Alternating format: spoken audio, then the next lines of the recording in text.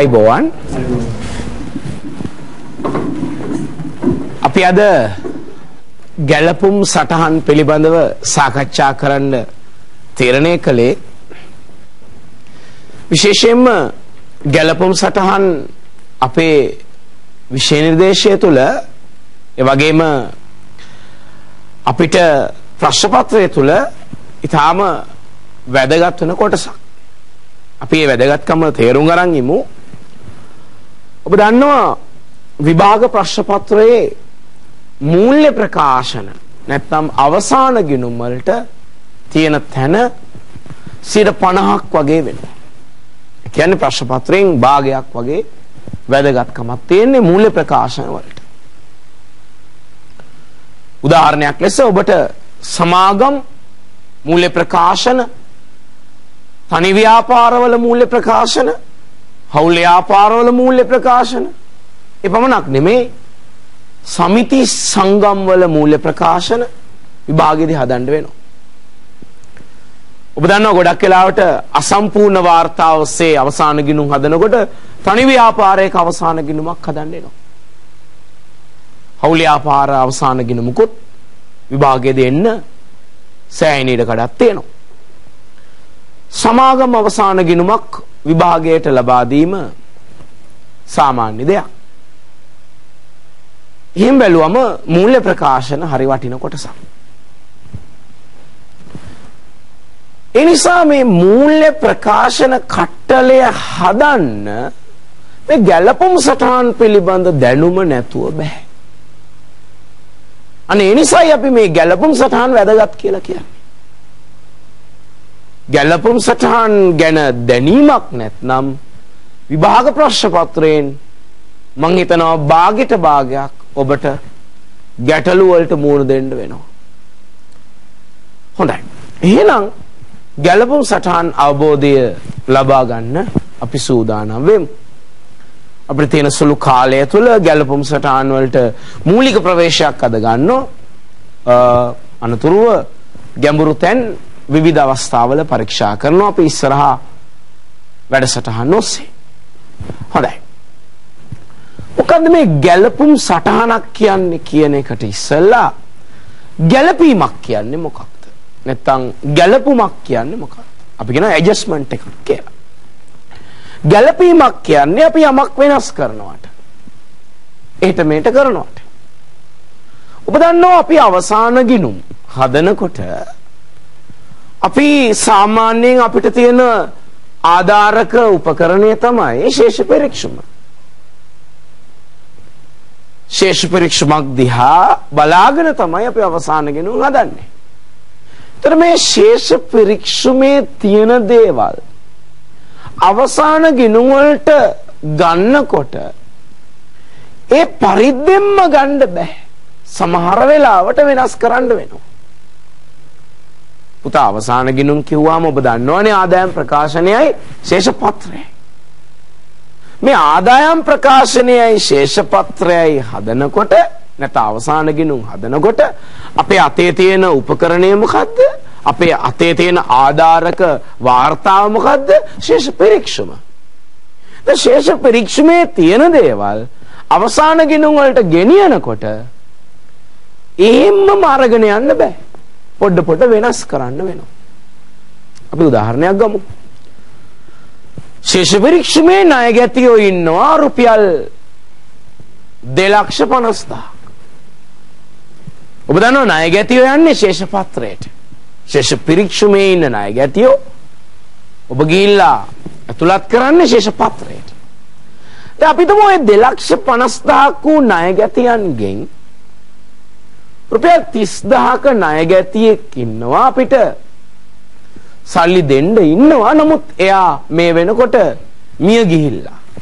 අපිට දැන් මෙයාගෙන් සල්ලි හම්බෙන්නේ නැහැ කියලා අපිට විශ්වාසයි. එහෙමනම් බලන දරුවෝ ශේෂ පරීක්ෂමේ ණය ගැතියෝ 2,50,000යි. නමුත් සැබෑ ලෝකේ ණය ගැතියෝ 2,20,000 ඉන්නේ. රුපියල් 30,000 අපිට ලැබෙන්නේ නැහැ. එහෙමනම් අපිට සිද්ධ වෙනවා ශේෂ පරීක්ෂමේ 2,50,000න් 30,000ක් අයින් කරන්න. අන්න අපි කලේ ගැලපීම. අපේ ව්‍යාපාරයේ සැබෑ චිත්‍රය, අපේ ව්‍යාපාරයේ සැබෑ රූපය අපි පෙන්වන්න තමයි මේ ගැළපිලි කරන්නේ. තරු මේ ගැළපිලි වලට පදනම් වෙන පසුබිම් කීපයක් තියෙනවා. එකක් තමයි අපි ගිණුම්කරණයේ අනුගමනය කරන විවිධ සාම්ප්‍රදායික දේවලුත් බලපානවා ගැළපීම් වලට. සමහර වෙලාවට අපි ගිණුම්කරණයේ යොදා ගන්න විවිධ සංකල්ප මූලධර්ම බලපානවා ගැළපිලි වලට. සමහර වෙලාවට ශ්‍රී ලංකා වරලත් ගණකාධිකාරීන්ගේ ආයතනයේ දීලා තියෙන ප්‍රමිති වල ඇති විධිවිධාන බලපානවා ගැළපිලි කරනකොට. විවිධ නීතිමය දේවල් බලපානවා ගැළපිලි කරනකොට. විවිධාකාර බලපෑම් නිසා තමයි අපි ගැළපිලි කරන්නේ. කෙසේ හෝ අපේ අරමුණ මොකද්ද? ඇත්ත චිත්‍රය, සැබෑ රූපය, ව්‍යාපාරයේ ඇත්ත తත්වය පෙන්වන්නයි අපි ගැළපිලි කරන්නේ. හොඳයි. දැන් ගැළපුම් සටහන් කියන්නේ මොනවද කියන එක ඊළඟ ප්‍රශ්නේ. ගැළපුම් සටහන් කියන්නේ අපි අර ශේෂ පරීක්ෂමේ යමක් වෙනස් කරනවා නම් දරුවෝ ඒ වෙනස කරන්න කලින් පොදු ජර්නලේ ඒ පිළිබඳව විත්ත සටහනක් ලියා අවසර ගත යුතුයි. හොඳින් අහගන්න දරුවෝ මම කියන දේ ශේෂ පරීක්ෂම ඇතුලේ තියෙන ඉලක්කම් එහෙට මෙහෙට කරනවාට අපි කිව්වා ගැළපිලි කරනවා කියලා. දැන් එහෙම ගැළපීමක් කරනවා නම් අපේ ඊට කලින් පොදු ජර්නලය තුල ඒ විත්ත සටහනක් ලෙසින් ලියා අපි අවසර ගත යුතුයි. ඒ පොදු ජර්නලය තුල තබන සටහන අපි කියනවා ගැළපුම් සටහන කියලා. උදාහරණයක් ලෙස ණයගැතියන්ගෙන් අප 30000ක් අයින් කරන්න තීරණය කළා. ඒ ණයගැතියා මිය ගිහිල්ලා අපිට සල්ලි හම්බෙන්නේ නැහැ. එහෙමනම් අපි ඒක ශේෂ පරීක්ෂමේ ණයගැතියෝ ළඟ අඩු කරන්න කලින් අපිට සිද්ධ වෙනවා පොදු ජර්නලය ඇතුලේ ඒ සඳහා අවසර ගන්න. විත්ත සටහනක් හැටියට ලියලා අපි අවසර ගත යුතුයි. බොල් ණය ගිණුම හර, ණයගැති ගිණුම බැර යනුවෙන් පොදු ජර්නලේ ඒ 30000 වාර්තා කර අනතුරුව තමයි ශේෂ පරීක්ෂමේ ගැළපිල්ල කරන්නේ. එහෙනම් ශේෂ පරීක්ෂමේ ගැළපිල්ල කරන්න පෙර පොදු ජර්නලේ තබන සටහනට කියනවා ගැළපුම් සටහන කියලා. හොඳයි. අපි ඔබට ලැබිලා තියෙන නිබන්ධනයේ කියවගමු ගැළපුම් සටහන් පිළිබඳව අදාළ නෝට් එක. ව්‍යාපාරයක අවසාන ගිණුම් පෙළ කරන්නේ ශේෂ පරීක්ෂමක් ආධාරයෙන් යයි අපි දනිමු. කෙසේ වෙතත් අවසාන ගිණුම් මගින් ව්‍යාපාරයේ තත්ත්වය පිළිබඳව සැබෑ රූපයක්, සැබෑ චිත්‍රයක් ඉදිරිපත් කිරීම සඳහා ශේෂ පරීක්ෂමේ පවතින වටිනාකම් වලට යම් යම් වෙනස්කම් කිරීමට සිදුවේ. මෙසේ කරන වෙනස්කම් ගැළපිලි නැත්නම් ගැළපුම් ලෙසින් හඳුන්වයි. කෙසේ වෙතත් ගැළපිලි සිදු කිරීමේදී පළමුව ඒ පිළිබඳව පොදු ජර්නලයේ සටහන් කළ යුතුයි. එම සටහන ගැළපුම් සටහන ලෙසින් හඳුන්වයි. දරු. දැන් ඊළඟ ප්‍රශ්නේ ගැළපුම් සටහන් කොච්චර තියෙනවද? ගැළපුම් සටහන් වල සංඛ්‍යාව නිශ්චිතව කියන්න බෑ. ඒ තරමට ගැළපුම් සටහන් තියෙනවා. විෂය නිර්දේශය තුලත් කොතැනකවත් ගැළපුම් සටහන් සංඛ්‍යාව මෙපමණයි සඳහන් වෙන්නේ. නමුත් අපි අත්දැකීමෙන් සහ විෂය නිර්දේශයේ තියෙන විවිධ පරාසයන් තේරුම් අරගෙන ගැළපුම් සටහන් කීපයක් අපි ඉගෙන ගන්නවා. උදාහරණයක් ලෙස ඒ ගැළපුම් සටහන් වල ලයිස්තුවක් මම දීලා තියෙනවා ඔබට. ගැළපුම් සටහන් වර්ග කියලා. උපචිත වියදම් ගැළපීම, ඉදිරියට ගෙව් වියදම් ගැළපීම, උපචිත ආදායම් නැත්නම් අපි කියනවා ලැබිය යුතු ආදායම් කියලා ගැළපීම, ඉදිරි ලැබූ ආදායම් ගැළපීම, අවසාන තොගේ ගැළපීම. ඔය අවසාන තොගේ ගැළපීම ඔබට ශ්‍රී ලංකා ගිණුම් කරන ප්‍රමිතාංක 5 කියන පාඩම මේ ජාතික පාසල ඉදිරියේදී උගන්වනවා. එහිදී සාකච්ඡා කරනවා. භාණ්ඩ ගැනිලි ගැළපීම, හානි වූ තොග ගැළපීම, විකිණීම හෝ ආපසු එවීමේ පදනම මත යවූ භාණ්ඩ ගැලපීම, බොල්ණය කපා හැරීම ගැලපීම, අපාර නිදසුනට ගත්තේ බොල්ණය කපා හැරීමක්, අඩමාන ණය වෙන් කිරීම ගැලපීම, ණයගෙති වට්ටම් වෙන් කිරීම ගැලපීම, ණයහිමි වට්ටම් වෙන් කිරීම ගැලපීම, දේපල පිරියත හා උපකරණ වලට අදාළ ගැලපිලි, සේවක අර්ථ සාධක අරමුදල් හා සේවා නියුක්තින්ගේ බාර අරමුදල් ගැලපීම, එකතු කළාගේ මත බදු ගැලපීම, වැරදි නිවැරදි කිරීම අයිතම ගැලපීම, බැංකු සැසඳුම් අයිතම ගැලපීම, කල්බදු ගැලපීම. ඊටාම වටිනවා මේ ගැලපිලි පිළිබඳ අවබෝධය. සමහර ගැලපිලි ඇත්තටම වෙනම පාඩමක් වගේ ඉගෙන ගත යුතු දේවල්. ඒකයි මම කිව්වේ SLAS 5 කියලා පාඩමක් ජාතික පාසලේ වෙනම අපි ඔබට උගන්වන්න සැලසුම් කරලා තියෙනවා. ඒ වගේම SLAS 18 පාඩම වෙනම ජාතික පාසලේ උගන්වන්න අපි සැලසුම් කරලා තියෙනවා. හොඳයි. ඔව් ප්‍රශ්නයක් කියන්න බල. සර් දේපල පිරියත උපකරණ වලට අදාළ ගැළපිලි මොනවාද? ඔව් දේපල පිරියත උපකරණ වලට අදාළ ගැළපිලි. ඔව් අහන්න බලන්න ප්‍රශ්නයක්. සර් දේපල පිරියත වලට අදාළ ගැළපිලි මොනවාද? ඔව් දේපල පිරියත හා උපකරණ වලට අදාළ ගැළපිලි අත වශයෙන්ම අපි මේ ගැන ගැඹුරින් සාකච්ඡා කරනවා පෙර කිව් පරිදි SLAS 18 කියන ඒකකයේදී. මේකට අයිති ගැළපිලි තමයි ෂේ ගැළපීම එක. ගැළපිලි අතරේ සමහර ගැළපිලි විභාගයට එන්න තියෙන ඉඩ හරි අඩුයි. නමුත් ෂේ ගැළපීම කියන එක ඉතාම ජනප්‍රිය ගැළපීමක්. ෂේ ගැළපීම අනිවාර්යයෙන්ම ලැබෙන ගැළපීමක්. ඒ වගේම මේ දරුවා අහපු ප්‍රශ්නෙට උත්තර තව ගන්න පුළුවන් අපිට මෙතනින්. ඒ තමයි දේපල පිරියත උපකරණ විකිණීම. ඉඩමක්, ගොඩනැගිල්ලක්, යන්ත්‍රයක්, මෝටර රථයක් වැනි දෙයක් විකිණීමක් හෝ වෙනත් හේතුවක් මත ඉවත් කිරීමක් සිදු වුණොත් ඒකත් ගැළපිල්ලක් ලෙස ඔබට එන්න පුළුවන්. මේ දරුවා ප්‍රශ්නය තුල තියෙන තව ගැළපිලි තිබෙනවා. ඒ තමයි දේපල පිරියත උපකරණවල ආයු කාල වෙනස් වීමක් පිළිබඳව තොරතුරක් දීලා ඒක ගැළපිල්ලකට නිර්මාණය කරන්න පුළුවන්. තාම විභාගයට පරීක්ෂා කළා නෑ. නමුත් එන්න පුළුවන්. දේපල පිරියත උපකරණවල ෂේ ක්‍රමයේ වෙනස් කිරීමක් පිළිබඳ තොරතුරක් දීලා එමගින් ගැළපිල්ල නිර්මාණය කරන්න පුළුවන්. ඉදිරි ප්‍රශ්න පත්‍රවලදී මේවා ලැබිය හැකි. ඔබට SLAS 18 ඒකකයේ කරනකොට ඔය ගැන හොඳට අවධානය යොමු කරන්න ඉස්සරහට. ඒ වගේම දේපල පිරියත උපකරණවල එන ඊටාම දැන් ජනප්‍රිය ගැළපිල්ලක් තමයි දේපල පිරියත උපකරණ ප්‍රත්‍යාගන ගැළපීම. ඉතින් මේවා ඔබට විශේෂයෙන්ම උගන්වන්නේ SLAS 18 උගන්වනකොට. අපි සියල්ල ඒ සඳහා සූදානම් කර තියෙනවා. හොඳයි. දැන් අපි ආපහු සාකච්ඡාවට යනවා. දරුවෝ දැන් මේ ගැළපිලි ලයිස්තුවේ අපි බලාපොරොත්තු වෙනවා අද දවසේදී මුල් ගැළපිලි කෙරෙහි අවධානය යොමු කරන්නට. මුල් ගැළපිලි වලට නැවත આવොත් බලමු ඉස්සෙල්ලාම උපචිත වියදම් ගැළපිලි. උපචිත වියදමක්. දරුවනේ උපචිත වියදමක් කියලා කියන්නේ අපි සලකා බලන කාල පරිච්ඡේදයට අයිති වියදමක්. නමුත් එය තාම මුදලින් ගෙවලා නැහැ. උපචිතයි කියන වචනේ තේරුම ගෙවිය යුතුයි කියන එකම නෙමෙයි, හිඟයි කියන එක. මොකද උපචිත ආදායම් කියලා තියෙනවා. ඒතර ඒක ලැබිය යුතු ආදායම. උපචිත වියදම් කියන්නේ ගෙවිය යුතු වියදම්.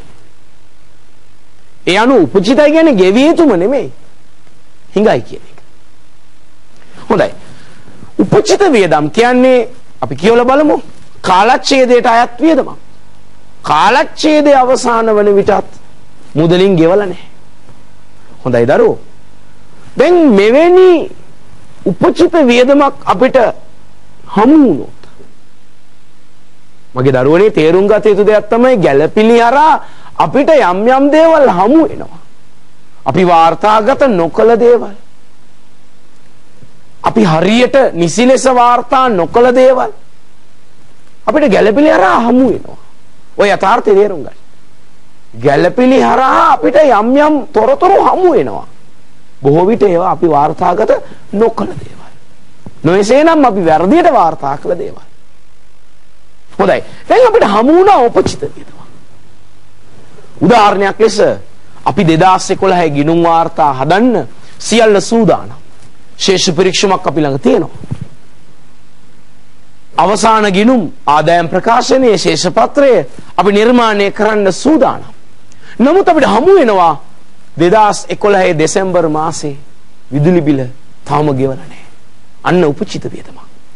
දැන් අපිට සිද්ධ වෙනවා වහාම ඒ පිළිබඳව යමක් ක්‍රියාත්මක වෙන්නට. උපචිත වියදම අපිට සිද්ධ වෙනවා ශේෂ පත්‍රයේ වගකීමක් ලෙස පෙන්වන්න. ඒ නිසා උපචිත වියදම් ගිණුමක් විවෘත කරලා වගකීමක් නම් පුතා එකට අපි බැර කරන්න ඕනේ. උපචිත වියදම් කියලා අලුත් ගිණුමක් නිර්මාණය කරලා ඒක කුමන ගිණුමක්ද? වගකීම් ගිණුමක්. ඒකට බැර කරන්න ඕනේ අදාළ වටිනාකම. ඒක ශේෂ පත්‍රයට ගෙනියන්න ඕනේ ජංගම වගකීමක් ලෙස. අනෙක් පැත්තෙන් ශේෂ පරීක්ෂමයේ තියෙන වියදමට ඒ උපචිත වටිනාකම එකතු කරනවා. ඒ අනුව ලාභ ගිණුමට උපචිත වියදම එකතු පසු ලැබෙන උත්තරේ ගෙනියන්න ඕනේ. මම පැහැදිලි කරන්නම් උදාහරණයකින්. මේ උපචිත වියදම් වල දිත්සටහන දෙස ඔබ බලන්න මා උදාහරණය පැහැදිලි කරන්නම්. දිත්සටහන තමයි අදාළ වියදම් ගිණුම හර.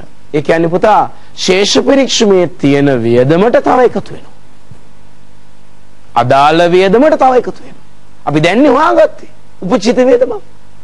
දැනුයිනේ අපි හොයාගත්තේ අන්තිම මාසේ විදුලි බිල තාම ගෙවලා නැහැ කියලා. ඒ නිසා ශේෂ පරීක්ෂමයේ තියෙන විදුලි ගාස් වලට අර දැන් හොයාගත්ත ගාන තව එකතු වෙනවා. අදාළ වියදම් ගිණුම හර කියන්නේ ඒකයි. වරහන් තුල මම ඒක කියලා තියෙනවා. ශේෂ පරීක්ෂමයේ ආගයට තව එකතු වෙනවා. ශේෂ පරීක්ෂමයේ තියෙන විදුලි ගාස්තු 11000 තව මේ අන්තිම මාසේ විදුලි බිල දැන්නේ හොයාගත්තේ. ඒක තව එකතු වෙනවා 1000 කියමු. ඒ අනුව 12000ක් බවට පත් වෙනවා වියදම. ඒක ගෙනියනවා ආදායම් ප්‍රකාශනයේ වියදමක් ලෙස. අනෙක් පැත්තෙන් බැරසටහන බලන්න. උපචිත වියදම් ගිණුමට බැර. ඒ කියන්නේ උපචිත විදුලි ගාස්තු ගිණුම, උපචිත දුරකථන ගාස්තු ගිණුම, උපචිත වරිපණන් ගාස්තු ගිණුම, ඒ ආදී වශයෙන් අදාළ උපචිත වියදම් ගිණුමට බැර කරනවා. ඒක ඔබ දැන් හොයාගත්ත අලුත් වගකීමක්. ඔබ දැන් හොයාගත්ත අලුත් වගකීමක්. එහෙනම් ඒක ශේෂ පත්‍රයේ ජංගම වගකීමක් ලෙස පෙන්නනවා. බලන්න වරහන් තුල මාය ගැන කියලා තියෙනවා. ජංගම වගකීම කියන්නේ. හොඳයි. දැන් පුතා අපි උපචිත වියදම් ආශ්‍රිතව නිදසුණක් මා ඔබට නිබන්ධනේ සපයලා තියෙනවා. සිළු දිනාම නිබන්ධනේ ඊට අදාළ නිදසුන බලන්න. විදුලි ගාස් ශේෂ පරීක්ෂමයේ තියෙන්නේ 8200යි. හොඳින් බලන්න දරුවෝ. දුරකථන ගාස් ශේෂ පරීක්ෂමයේ තියෙන්නේ 12500යි. දැන් මොකද්ද මේ ශේෂ පරීක්ෂමයේ තියෙන එකේ තේරුම? අවශ්‍ය දරුවා සටහන් කරගන්න නිබන්ධනේ. ශේෂ පරීක්ෂමයේ තියෙන්නේ වාර්තාගත වූ වටිනාකම. සරල භාෂාවෙන් කියනවා නම් මුදලින් ගෙවූ වටිනාකම. පුතා විදුලි ගාස්තු 8200යි කියලා ශේෂ පරීක්ෂම අපිට කියනවා. ඒ වාර්තාගත වූ වටිනාකම. රෙකෝඩඩ් amount එක. ඒ කියන්නේ අපි මුදලින් ගෙවුව ගානේ සාමාන්‍ය අපි වාර්තා කරන්නේ. දුරකථන ගාස්තු 12500යි කියලා පුතා ඔය තියෙන්නේ මොකද්ද? වාර්තාගත වූ වටිනාකම. ඒ කියන්නේ මුදලින් ගෙවුව ගාන. හොඳයි. මෙන්න බලන්න අතිරේක තොරතුරු වල දෙන්නේ අර ගැළපිලි. අපි සොයාගත්ත දේවල්. අලුතෙන් අපි හොයාගත්ත දේවල්. 2010 අන්තිම මාසයේ දෙසැම්බර් මාසයේ මෙන්න බිල් තාම ගෙවලා නැති ඒවා අපිට මුණ ගැහෙනවා. විදුලි බිල 1200ක්. දුරකථන බිල 1500ක්. දරුවෝ දැන් මේ අපි අලුතෙන් හොයාගත්ත දේවල්. මේවා අපි අලුත් මොනවද? වගකීම්. උපචිත විදුලි ගාස්තු කියලා අලුත් වගකීම් ගිණුමක් විවෘත කරලා ඒකට අපි බැර කරන්න වගකීම් නම් බැරනේ දරුවෝ. බැර කරලා ඒ 1200 ගෙනියන්න ඕනේ ශේෂ පත්‍රයට. ජංගම වගකීම. සටහන් කරගන්න පුතා 1200 ළඟ මේක ජංගම වගකීමක්. මේ දැන් වාගත්තේ. උපචිත දුරකථන බිල 1500යි. මේ දැන් වාගත්තේ අපි අන්තිම මාසේ බිල් ගෙවලා නැහැ කියලා. දරුවෝ මේ අලුත් වගකීම්. උපචිත දුරකථන ගාස්තු කියලා වගකීම් ගිණුමක් විවෘත කරලා ඒකට බැර කරන්න ඕනේ 1500. ඒ කියන්නේ ඒක යන අවසානයේ ජංගම වගකීම් වලට. ඉතින් පුතා මම දැන් කතා කළේ බැර සටහනනේ. ඔබ ජංගම වගකීමක් කියලා ලියාගත්තනේ. ඒ කියන්නේ පුතා බැර සටහන. දැන් හර සටහන කොතනටද යන්නේ? අර ශේෂ පරීක්ෂමේ තියෙන විදුලි ගාස්තු ළඟට. තව හර වෙනවා 1200. ඒ කියන්නේ එකතු වෙනවා පුතා. තියෙන්නේ හර පැත්තේ. තියෙන්නේ හර පැත්තේනේ. තව හර වෙනවා කියන්නේ එකතු වෙනවා. විදුලි ගාස්තු ගිණුමට තව හර වෙනවා කියන්නේ පුතා 8200 ළඟට 1200 එකතු කරගන්න. දැන් විදුලි වියදම හැටියට අපි අයිඩෙන්ටිෆයි කරගන්න කියද්ද 9400. විදුලිය වියදමක් ලෙස අඳුනගන්නේ 9400. ගෙව්වාට 1200ට තව හර වුණා. ඒ කියන්නේ පුතා එකතු වුණා 1200. දැන් දුරකථන ගාස්තු කියලා අපි අයිඩෙන්ටිෆයි කරගන්න කියද්ද 12500ට තව 1500ක් හර වුණා කියන්නේ පුතා එකතු වුණා. එහෙනම් දුරකථන ගාස්තු කියලා අපි අඳුරගන්නේ වියදම 14000. මේ අනුව අපි බලන්න ගැළපිල්ලක් කරලා මොකද්ද මේ කළේ? ඇත්ත තත්ත්වෙ පෙන්නනවා. අපි ඇත්ත චිත්‍රය, ඇත්ත රූපය අපි පෙන්නනවා. හොඳයි. දැන් මේ ගැළපුම් සටහන් ලියන ආකාරය ඔබට මතකද මම කිව්වා ගැළපුම් සටහනක් නම් ඒ අපි පළමුව පොදු ජර්නලේ ලියන්න ඕනේ කියලා. පුතා එහෙනම් කියන්න 1200 උපචිත විදුලි බිල කොහමද පොදු ජර්නලේ ලියන්නේ? විදුලි ගාස්තු ගිණුම හර උපචිත විදුලි ගාස්තු ගිණුම බැර. ඒක මම පැහැදිලිව දක්වලා තියෙනවා. බලා ගන්න. ඒ වගේ දුරකථන බිල උපචිතයි 1500ක්. කොහොමද පුතා ඒක ලියන්නේ? බලන්න ඒවා පැහැදිලිව දක්වලා තියෙනවා. දුරකථන ගාස්තු ගිණුම හර උපචිත දුරකථන ගාස්තු ගිණුම බැර. මේවට කියන්නේ මොන සටහන්ද පුතා? පොදු ජර්නලේ මේ තබන සටහනට කියනවා පුතා ගැළපුම් සටහන කියලා. හොඳයි. දැන් අවසාන ගිණුම් වාර්තා වලට තොරතුරු එන්නේ අර ලෙජර් ගිණුම් වලට ඒවා මම ඇතුළත් කරන ආකාරය පවා පෙන්වලා තියෙනවා. උදාහරණයක් ලෙස විදුලි ගාස්තු ගිණුම අන්තිමට ලාභ ගිණුමට එනවා 9400. ඒ නැහැටි මම පැහැදිලිව පෙන්නලා තියෙනවා. අර 8200 ගෙවුව ගානට නොගෙව්වේ 1200 තව හර වෙලා පේනවද? ඒ අනුව ලාභ ගිණුමට 9400ක් ගලාගෙන එනවා. දුරකථන ගාස්තු ඔබට පේනවද 12500 රෙකෝඩ් වෙලා තිබුණා. ඒකට තව 1500ක් හර වෙලා පේනවද? දැන් ලාභ ගිණුමට ගලාගෙන එනවා 14000. සම්පූර්ණම චිත්‍රය වෙනස්. වගකීම් වල අර උපචිත විදුලිය, උපචිත දුරකථන, අර ගිණුමේ තියෙන ශේෂය බලන්න. උපචිත විදුලි ගාස්තු ගිණුම ශේෂ කළාම කීයක් දෙන්නේ ඉස්සරහට? 1200. උපචිත දුරකථන ගාස්තු ගිණුම ශේෂ කළාම කීයද ඉස්සරහට එන්නේ? 1500. බලන්න ඒවා ශේෂ පත්‍රයේ ජංගම වගකීම් වලට ඇවිල්ලා තියෙනවා. සම්පූර්ණ චිත්‍රය වෙනස්. මෙන්න ගැළපිලි වලින් කෙරෙන අරුමය අපි අපේ ව්‍යාපාරයේ ඇත්ත තත්ත්වය පෙන්වනවා. හොඳයි පුතා. දැන් අපි යනවා ඊළඟට අංක 2ට. ඒ තමයි ඉදිරියට ගෙවූ වියදම් ගැළපීම පිළිබඳව සාකච්ඡා කරමු. දරුවෝ ඉදිරියට ගෙවූ වියදමක් කියන්නේ මොකක්ද? අපි අනාගත කාල පරිච්ඡේදයක් වෙනුවෙන් වූ වියදම මේ කාල පරිච්ඡේදීම අපි ගෙවලා ඉවරයි. උදාහරණයක් ලෙස ලබන අවුරුද්දේ ජනවාරි පෙබරවාරි මාසවල රක්ෂණ ගාස්තුව අපි මේ අවුරුද්දේම ගෙවලා ඉවරයි. ඉදිරියට ගෙවූ වියදමක්. දැන් අපි හිතමු අපි මේ වැඩිපුර ගෙවූ වියදම අඳුරගත්තේ මේ දැනුයි. දැක්කේ දැනුයි. හොයාගත්තේ දැනුයි. එහෙනම් ඒක මතුවලා එනවා ගැළපිලිවල. ගැළපිලිවලින් නව සොයා ගැනීම සිද්ධ වෙන්නේ. ඔබයි කවුද මේව සොයාගන්නේ? ප්‍රායෝගික ලෝකයේදී ගොඩක් වෙලාවට මේව හොයාගන්නේ ව්‍යාපාරයේ විගණනාංශය. අභ්‍යන්තර විගණනාංශයක් වෙනම තියෙනවා මහා පරිමාණ ව්‍යාපාරවල. බාහිර විගණනාංශයක්, බාහිර විගණන ආයතන තියෙනවා.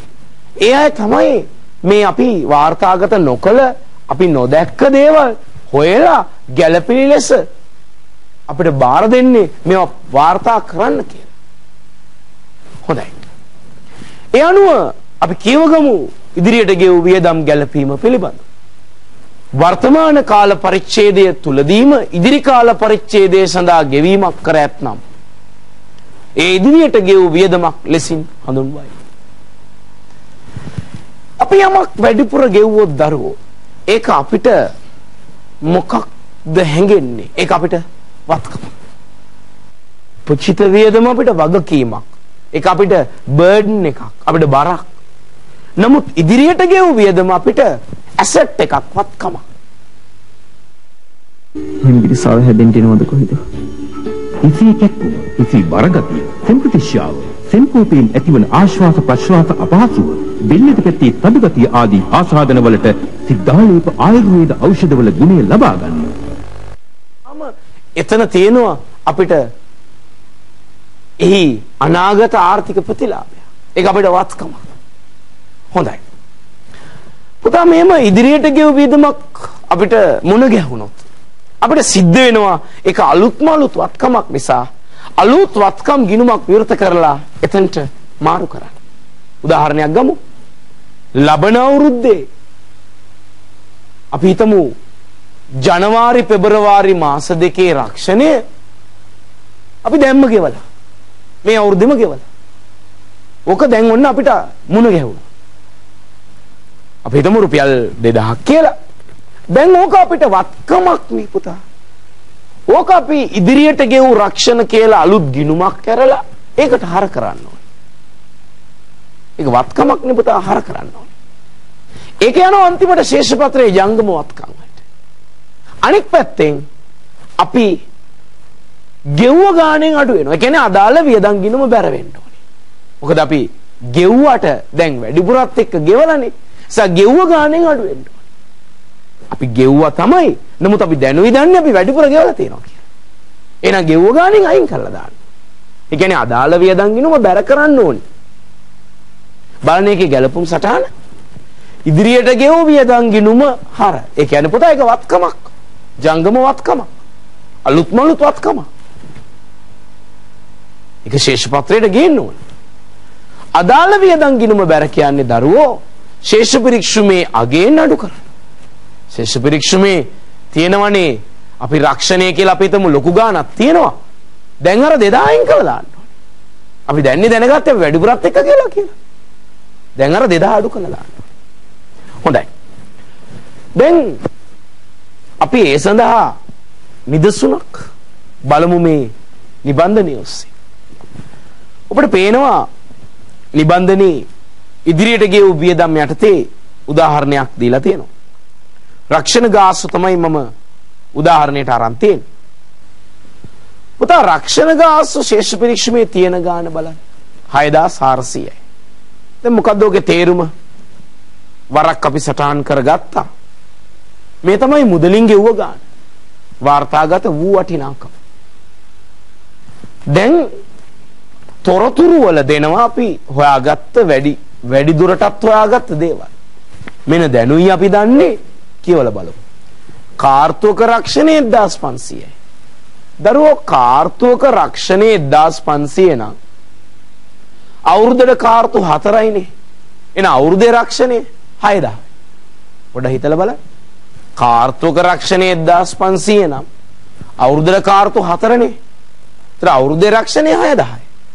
දැන් ඔබ විමසිල්ලෙන් බලන්න රක්ෂණය කීයක් ගෙවලාද කියලා. 6400ක්ම ගෙවලා. දැන් ඔබට පේනවාද රක්ෂණය අවුරුද්දට 6000යි. නමුත් මෙතන බලන්න 6400ක් ගෙවලා. දැන් මේකෙන් කියවෙන්නේ මොකක්ද? ඉදිරියට වැඩිපුර කලින් අපි ගෙවලා තියෙනවා රුපියල් කීයද? 400. පොඩ හිතන්න පුතා. රක්ෂණේ 1500 කාර්තුවටනේ පුතා. එන අවුරුද්දේ රක්ෂණේ 6000. හැබැයි ගෙවලා තියෙනවා 6400. ඔකෙන් ගම්මේ වෙනවා අපි 400ක් වැඩිපුර ගෙවලා. දැන් අපිට සිද්ධ වෙනවා ඒ 400 අයින් කළා දාන්න. ඒ 400 අයින් කරලා අපි ඒක වෙනම වත්කම් ගිණුමකට මාරු කරන්න ඕනේ. පොඩ හිතන්න බලන්න. ඒ 400 රක්ෂණ ගිණුමෙන් අයින් කරලා වෙනම වත්කම් ගිණුමකට මාරු කරන්න ඕනේ. මොකද ඒතකොට සටහන? ඉදිරියට ගෙවූ රක්ෂණ කියලා වත්කම් ගිණුමක් විවෘත කරලා ඒකට හර කරනවා. ඒක ගලාගෙන යනවා ජංගම වත්කම් වලට. 400. රක්ෂණ ගිණුමෙන් අයින් කරගන්නවා. රක්ෂණ ගිණුම බැර වෙනවා කියන්නේ පුතා. රක්ෂණ ගිණුමෙන් අයින් කරගන්නවා 400. හිතන්න දිස්සරහන ආපහු. ඉදිරියට ගෙවූ රක්ෂණ ගිණුම 400යි. ඒක ජංගම වත්කමක් ලෙස ගලා යනවා ශේෂ පත්‍රයට. රක්ෂණ ගිණුම බැර 400යි. ඒ කියන්නේ 6400 ළඟ 400 අඩු වෙනවා. බලන්න පුතා. ඔබට පිළිතුරු බලන්න පුළුවන්. පැහැදිලිව තියෙනවා පිළිතුර. ඉදිරියට ගෙවූ රක්ෂණ ගිණුම 400යි. බලන්න ඒක ශේෂ පත්‍රයට ගලාගෙන ඇවිල්ලා තියෙනවා. ජංගම වත්කම් වලට. රක්ෂණ ගිණුම බැර 400යි කියන්නේ පුතා. ඕන්නම් ඔබ සටහන් කරගන්න අර 6400 ළඟ 400 අයින් වෙලා යනවා. 6400 ළඟ 400 අයින් වෙලා යනවා. ශේෂ පරීක්ෂමේ නේ? ඒ අනුව සැබෑ වියදම ලෙස අපි හඳුනගන්නේ කීයද? 6000. බලන්න වියදම ගලාගෙන එනවා ආදායම් ප්‍රකාශනයේට. කීයක් කියලාද? 6000ක් කියලා. වෙළඳ හා ලාභ ගිණුම. ඒවත් ආදායම් ප්‍රකාශනයේ වියදම ගලාගෙන එනවා කීයද? 6000ක් කියලා. එහෙනම් පැහැදිලි ඉදිරියට ගෙවූ වියදම් හරහා අපි අලුත් වත්කමක් නිර්මාණය කරනවා ශේෂ පත්‍රය තුල. අදාළ වියදම reduce වෙනවා. අදාළ වියදම මදක් අඩු වෙනවා. අදාළ වියදමෙන් අයින් වෙලා වත්කමක් නිර්මාණය කරලා දෙනවා අපිට. ඒක තමයි ඉදිරියට ගෙවූ වියදම් වලින් කරන වෙනස. වෙනසක් නේ ගැලපීමක් කියන්නේ. හොඳයි. දැන් පුතා අපි එනවා තුන්වෙනි ගැලපීමට. අපිට තියෙන ඊටාම සුළු කාලය තුල අපි උපරිම ප්‍රයෝජන ගත යුතුයි. තුන්වෙනි ගැලපීම උපචිත ආදායම් ගැලපීම. අපි උපචිතයි කියන්නේ පුතා ඔබට කිව්වා මම උපචිත වියදම් වලදී හිඟයි. වියදමක් උපචිතයි කියන්නේ ගෙවිය යුතුයි. හිඟයි. ආදායමක් උපචිතයි කියන්නේ ලැබිය යුතුයි. හිඟයි. තේරුම් ගන්න මම කියන දේ. මොකද්ද උපචිත ආදායම් කියන්නේ? මේ කාල පරිච්ඡේදයට අයිති ආදායමක්. හැබැයි අපිට තාම මුදලින් අපේ අතට හම්බෙලා නැහැ. අපි ඉන්න කාලච්ඡේදයට අයිති ආදායමක්. නමුත් අපිට අපේ අතට හම්බෙලා නැහැ. මුදලින් හම්බෙලා නැහැ. උදාහරණයක් ගමු. ඔබ හිතන්න ඔබේ ගොඩනැගිල්ල කෙනෙකුට කුලියට දුන්නා. ඔබට කුලී ආදායම රුපියල් 1000 ගානේ හම්බෙනවා. 1000 ගානේ හම්බෙනවා. අපි හිතමු අවසාන මාසයේ කුලිය දැන් අවුරුද්දක් ඉවර වෙලා ගිණුම් හදන්නත් අපි දැන් ලෑස්ති. නමුත් තාම අවසාන මාසේ කුලිය ලැබිලා නැහැ. දැන් ඒකට අපි කියනවා ලැබිය යුතු කුලියක් කියලා. මේ ලැබිය යුතු කුලිය නැත්නම් උපචිත මේ ආදායම ලැබිය යුතු ආදායම අපිට මොකද්ද? ලැබිය යුතු කියන වචනයෙන්ම ගම්ම්‍ය වෙනවා වත්කම. ඒ අනුව අපිට සිද්ධ වෙනවා අර අන්තිම මාසේ රුපියල් 1000 තාම ලැබිලා නැහැ. ලැබිය යුතුයි. ඒක අපිට වත්කමක්. එහෙමනම් අපිට අලුත් වත්කම් ගිණුමක් නිර්මාණය කරලා ලැබිය යුතු කුලී කියලා අලුත් වත්කම් ගිණුමක් අපේ අතින් නිර්මාණය කරලා ඒක ශේෂ පත්‍රයට ගිහිල්ලා පෙන්නන්න ඕනේ. ජංගම වත්කමක් කියලා අර රුපියල් 1000. පුතා රුපියල් 1000 ගානේ අපිට හම්බුනේ මාස 11යි. 11000යි. අන්තිම මාසේ කුලිය හම්බෙලා නැහැ. අවුරුද්දක් දැන් ඉවරයි. අපි දැන් ගිණුම් හදන්නත් ලෑස්ති. එහෙනම් අර රුපියල් 1000 අපිට සිද්ධ වෙනවා අලුත් වත්කමක් ලෙස අඳුර ගන්න. ලැබිය යුතු කුලී ජංගම වත්කමක්. රුපියල් කීයද? 1000. අනිත් පැත්තෙන් අදාළ ආදායමට තව 1000 එකතු වෙනවා. ඒ කියන්නේ අර 11000ට 1000 එකතු වෙලා ලාභ ගිණුම පෙන්වන්නේ 12000. අපි ඒක පැහැදිලි කරන්නම් උදාහරණයක් අරගෙන ඔබට ටියුට් එකේ තියෙනවා උදාහරණේ. ඊට කලින් අපි පොඩ්ඩක් කියවගමු. වර්තමාන කාල පරිච්ඡේදයට අදාළ ආදායමක් කාලච්ඡේදය අවසාන දින වන විටත් මුදලින් ලැබිලා නැහැ. ඉතින් දරුවෝ සැබවින්ම මේක අපිට වත්කමක්. දිත්තසටාන බලන්න. ලැබිය යුතු ආදායම් ගිණුම හර ඒක ජංගම වත්කමක් ලෙස පෙරලෙනවා. අලුත් වත්කමක්. මගේ උදාහරණයට අනුව නම් රුපියල් 1000. අදාළ ආදායම් ගිණුම බැර වෙනවා කියන්නේ පුතා මගේ උදාහරණයට අනුව අර 11000ට 1000 තව එකතු වෙනවා. ආදායම් ගිණුමකට බැර වෙන්න ආදායම ඉන්ක්‍රීස් වෙනවා. ආදායම වැඩි වෙනවා. එතකොට 11000ට තව 1000ක් එකතු වෙනවා. ලාභ ගිණුමේ ආදායම් ප්‍රකාශනයේ පෙන්වන්නේ 12000ක් කියලා. ඒ මගේ උදාහරණය මම වාචිකව ගත්ත උදාහරණය. හොඳයි. අපි දරුවෝ බලමු නිබන්ධනයේ තියෙන උදාහරණයේ සඳහා. බාන පුතා 2010 12 31 දිනට ශේෂ පරීක්ෂම ලද කුලිය කියලා තියෙනවා 33000. අපේ දරුවෝ පොඩ්ඩක් තේරුම් ගන්නවද මොකද්ද ඔය 33000 තේරුම? අපිට මුදලින් හම්බෙච්ච ගාන. හැමතිස්සෙම අය කියනවා. මුදලින් ගෙවුව ගාන නැත්නම් මුදලින් ලැබුණු ගාන. නැත්නම් අපි කියනවා රෙකෝඩ් වෙච්ච ගාන, වාර්තා වූ ගාන. කීය දැන් අපිට මුදලින් කුලී ලැබිලා තියෙන තාම මේ උදාහරණයට අනුව 33000. බාන අතිරේක තොරතුරු වලදී මේ ඉන්වෙස්ටිගේෂන්ස් කරන අය, පරීක්ෂණ කරන අය, ඔය විගණකවරු වෙන්න පුළුවන් සමහරට. හොයාගෙන තියෙනවා තව රුපියල් 3000ක් අපිට ලැබෙන්නත් තියෙනවා කියලා කුලී. දැන් පුතා බලන්න ඒක වාර්තා කරන විදිය. ලැබිය යුතු කුලිය අපි මේ දැන් අඳුරගත්තේ. මොකද්ද? වත්කම. මේ දැන් අපි අඳුරගත්තේ. මේ දැනුයි අපි දැනගත්තේ රුපියල් 3000ක් අපිට ලැබෙන්න තියෙනවා කියලා. ඒතර ඒක අපිට වත්කම. බලන්න පුතා ලැබිය යුතු කුලිය ගිණුම හර 3000. ඒක ගලාගෙන යනවා ජංගම වත්කම් වලට ශේෂ පත්‍රේ. ලද කුලිය ගිණුම බැර 3000. ඒ කියන්නේ පුතා ලද කුලිය ගිණුම අපි ළඟ දැන්ටමත් තියෙනවනේ පුතා. ඒකට බැර වෙනවා කියන්නේ තව බලන්න 33000ක් දැන්ටමත් තියෙනවනේ පුතා. බැර වෙනවා කියන්නේ තව එකතු වෙනවා. බලන්න ලද කුලිය 33000ක් දැන්ටමත් තියෙනවනේ. තව බැර වෙනවා කියන්නේ 3000ක් එකතු වෙනවා. ඒ අනුව කීයද? 36000ක් ලෙස ගලාගෙන එනවා ආදායම් ප්‍රකාශනයේට ආදායමක් කියලා රුපියල් 36000. දැන් ඒ ලැබිය යුතු නැත්නම් උපචිත ආදායම් ගැලපීම. අපි දැන් එනවා අංක 4ට. ඒ තමයි වැඩිපුර ලැබූ නැත්නම් ඉදිරියට ලැබූ ආදායම් ගැලපීම. හොඳයි. ඉදිරියට ලැබූ ආදායම්. මොකද්ද මේ ඉදිරියට ලැබූ ආදායමක් කියන්නේ? අපි සරල භාෂාවෙන් කිව්වොත් වැඩිපුර ලැබුණු ආදායම. ආදායමක් අපිට වැරදීමකින් හෝ මොනියම් හෝ ප්‍රායෝගික හේතුවක් මත වැඩිපුර හම්බෙලා. ආදායමක් වැඩිපුර හම්බුනොත් ඒක අපිට බරක් නේද? පොඩ හිතන්න. ආදායමක් වුණත් වැඩියෙන් හම්බුනොත් ඒක බරක්. වගකීමක්. දැන් ඔබ හිතන්නකෝ ඔබේ ගොඩනැගිල්ලේ කෙනෙක් කුලියට ඉන්නවා. ඒ කුලියට ඉන්න පුද්ගලයා ගෙන් ඔබට රුපියල් 2000 ගානේ හම්බ වෙනවා. වැරදීමකින්. සමහරට වැරදීමකින් වෙන්න පුළුවන් වෙනත් හේතුවක් මත වෙන්න පුළුවන්. රුපියල් 2000 ගානේ හම්බ වෙනවා නම් හම්බෙන්න ඕනේ 24 ගානේ අවුරුද්දට. අපි හිතමු 26000ක් හම්බෙලා ඔබට. වැරදීමකින් හෝ මොනියම් හේතුවක් මත රුපියල් 2000ක් වැඩිපුර හම්බෙලා.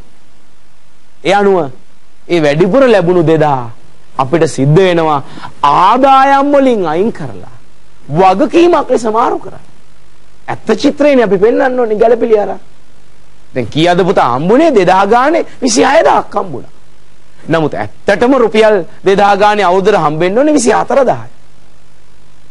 එහෙනම් 2000ක් වැඩිපුර හම්බ වෙලා අපිට ඇත්ත චිත්‍රය පෙන්වන්න නම් අපි මොකද කරන්නේ? 26000න් 2000 අයින් කරන්න වෙනවා. ඒක වගකීමක් ලෙස ශේෂපත්‍රයේ පෙන්වන්න වෙනවා. ඒ අනුව අපි ආදායම් ලෙස පෙන්වන්නේ කීයද පුතා? 24000. 26000න් 2000 අයින් කළා. ඒ කියන්නේ අදාළ ආදායම් ගිණුම හර වෙනවා. ආදායමෙන් පොඩ අයින් කරගන්න ඕනේ. වැඩිපුර ලැබුණොත් ආදායමෙන් පොඩ්ඩක් අයින් කරගන්න වෙනවා. අඩු කරගන්න වෙනවා. එන අදාළ ආදායම් ගිණුම හර. ඒතර 26000න් 2000 අයින් වෙලා යනවා. ඒක වගකීම් ගිණුමකට මාරු වෙනවා. වැඩිපුර ලැබුව ආදායම් ගිණුම බැර. පොඩ හිතන්න පුතා. ඉතින් මම උදාහරණයක් වෙනම අරගෙන ඇති. අපි ඒක පොඩ්ඩක් බලමු. ඊට කලින් මේකේ සටහන මද වෙලාවක් බලමු. ඉදිරි කාලච්ඡේදයට අයත් ආදායම සඳහා වර්තමාන කාලච්ඡේදයේ තුලදීම මුදල් ලැබිලා. ඒකට අපි කියනවා ඉදිරි ලැබුව ආදායම නැත්නම් වැඩිපුර ලැබුව ආදායම. මේක අපිට බරක්. ආදායමක් වුණත් වැඩිපුර හම්බුනොත් බරක්. ඒක වගකීමක්. බැරකමක්. බලන්න පුතා දිත්ත සටහන. අදාළ ආදායමෙන් අඩු කරනවා. ඒ කියන්නේ අදාළ ආදායමේ අඩු කරනවා කියන්නේ හර කරනවා. මගේ වාචික උදාහරණයට අනුව 26000න් 2000ක් අඩු කරන්න නම් ලද කුලිය ගිණුමට හර කරන්න වෙනවා 2000. එතකොට තමයි 26000න් 2000ක් අයින් වෙන්නේ. බාන ඉදිරිය ලැබුව ආදායම් ගිණුම බැර. ඒක අලුත් වගකීමක් නිර්මාණය කරලා දෙනවා. ජංගම වගකීමක්. වැඩිපුර ලැබූ කුලිය කියලා වගකීමක් නිර්මාණය කරලා දෙනවා. මගේ වාචික උදාහරණයට අනුව 2000. ඒක යනවා ජංගම වගකීම් වලට. අපි දරුවෝ මේ සඳහා ගත්ත නිදසුන බලමු. 2010 ජනවාරි 31 දිනට ශේෂ පරීක්ෂම. බලන්න මම මේ සඳහා අරන් තියෙන්නේ ලද කොමිස් 28000. මේ දරුවම හිතලා කියන්න මට. ලද කොමිස් බැලු බැලමට අපිට මොකද්ද? ආදායම. තියෙන්නේ පොත්වල කීයද? 28000. මෙන්න දැන් හොයාගෙන තියෙනවා කියලා බලන්න. අතිරේක තොරතුරු වල කියනවා රුපියල් 4000ක කොමිස් වැඩිපුර ලැබිලාලු. එහෙමනම් පුතා අර 28000න් 4000 අයින් වෙන්න ඕනේ. ඒ කියන්නේ ලද කොමිස් ගිණුම හර කරන්න ඕනේ. එතකොට 28000න් 4000 අඩු වෙලා යනවා. වැඩිපුර ලද කොමිස් කියලා වගකීම් ගිණුමකට ඒ 4000 මාරු කරන්න ඕනේ. පොඩ්ඩක් තේරුම් ගන්න. ලද කොමිස් ගිණුමේ 28000න් 4000ක් අයින් කරන්න නම් ලද කොමිස් ගිණුම හර කරන්න 4000. ඒ අනුව 28000න් 4000 අඩු වෙනවා. ඒක ඉදිරියට ලද කොමිස් කියලා වගකීම් ගිණුමකට බැර වෙනවා. ඉදිරියට ලද කොමිස් කියලා වගකීම් ගිණුමකට මාරු වෙනවා. ඒ අනුව ජංගම වගකීම් වලට 4000 යනවා. මදක් පිළිතුර බලන්න. ලද කොමිස් ගිණුම හර වෙනවා. කොහොමම ඔබ බලන්න ටී account එක ඇතුලේ ලද කොමිස් ගිණුමේ 28000ක් නේද තියෙන්නේ.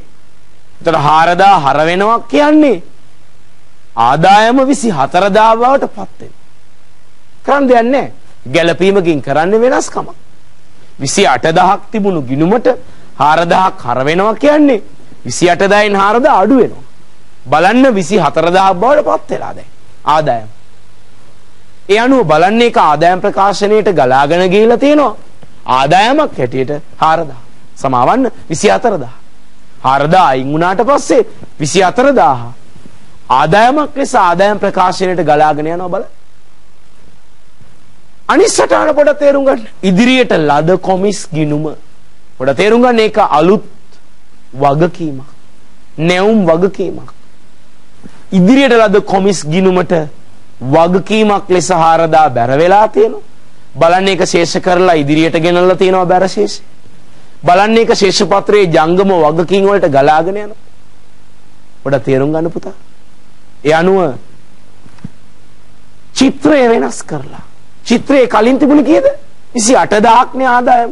නමුත් 4000 වැඩිපුර හම්බෙච්ච නිසා ආදායම කීයක් වෙලාද? 24000ක් වෙලා. බලන්න චිත්‍රය වෙනස් කරලා තියෙන අපූර්ව. වගකීම් වල පෙන්නලා 4000 ජංගම වගකීමක් ලෙස වැඩිපුර ලැබූ කොමිස්.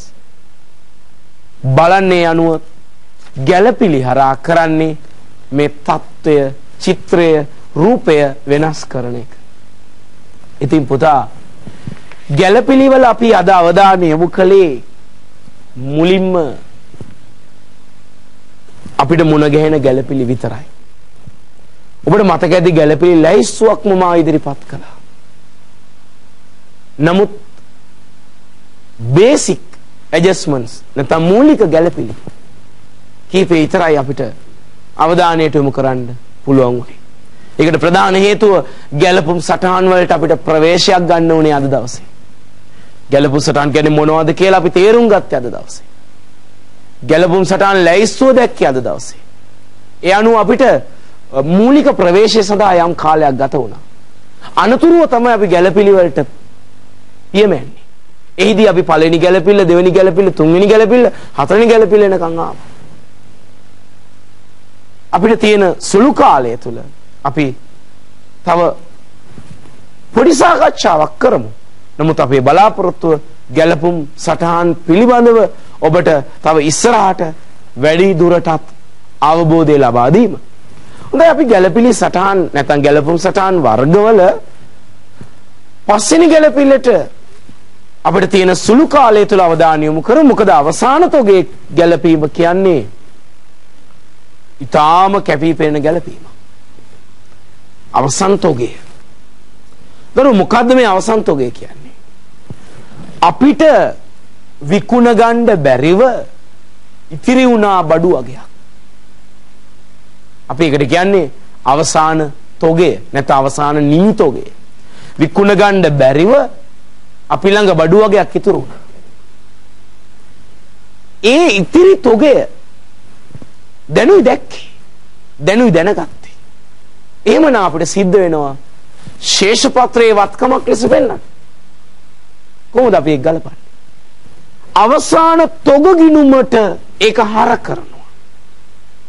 ඇයි හර කරන්නේ? ඒක වත්කමක් නිසා. ඒක ශේෂ පත්‍රයට යනුව ගලාගෙන යනවා.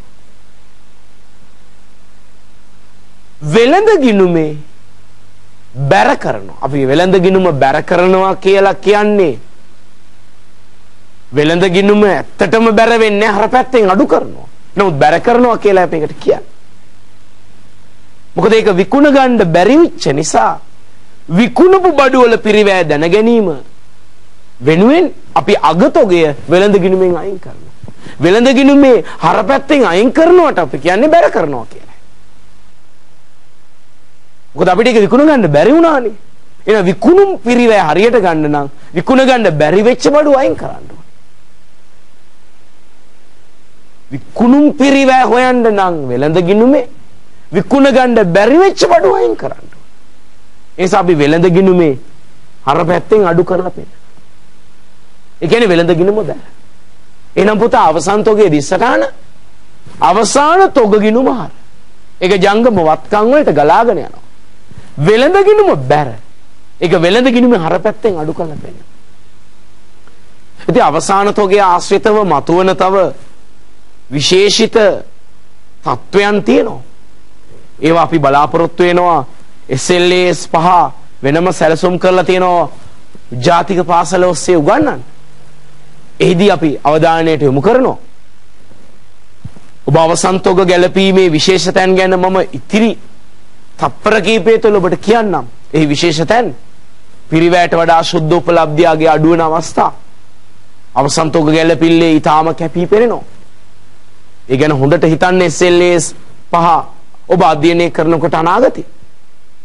ඒ වගේම අවසන් තොගය අයිතම ක්‍රමයට කාණ්ඩ ක්‍රමයට ගණනය කරන්න ඔබ දැනගෙන ඉන්න. ඉදිරි විභාගවල ඒවා ගැළපිලිවල ඔබටම ගණනය කරන්න එයි. තාම පසුගිය විභාගවල ඇවිල්ලා නැහැ. නමුත් ඉදිරියේදී ඒක එන්න පුළුවන්. අයිතම ක්‍රමයට සමූහ ක්‍රමයට ඔබටම තොගය ගණනය කරන්න එයි සමහරට. ඒවා උගන්වන ඔබට SLAs 5. ඒ වගේම අවසන් තොගයේ ඇතුලේ සමහර විට විවිධ වැරදි තිබිලා ඒවා නිවැරදි කරන්නේ. ඒ සියල්ල උගන්වනවා SLAs 5. ඉතින් පුතා අපි හිටිය අවසන් තොග ගැලපීම අංක 5. මට ඕන වුණේ ඒක මූලික ගැලපිල්ල කියා දෙන්න විතරයි. විශේෂ දේවල් ඔබ ඉදිරියේදී අධ්‍යයනය කරන නිසා. හොඳයි. දැන් අප අද දවසේදී ගැළපිළිවෙලට මූලික ප්‍රවේශය ගත්තා. නැවත ජාතික පාසලේ ඉදිරියේදී අපි ගැළපිළිවෙල විශේෂ තැන් වලට යනවා. විශේෂයෙන්ම ප්‍රශ්න පත්‍ර සාකච්ඡාවේදී අපිට ගැළපිලි අමාරු තැන් මුණ ගැහෙනවා ඉස්සරහට. ආදර්ශ ප්‍රශ්න පත්‍ර මේ ජාතික පාසල ඔස්සේ අපි ඉදිරියේදී සාකච්ඡා කරන්න සැලසුම් කරලා තියෙනවා. එහිදී අපි නැවත හමු වෙනවා. එතෙක් ඔබට සිළු දෙනාටම අයබෝවන්.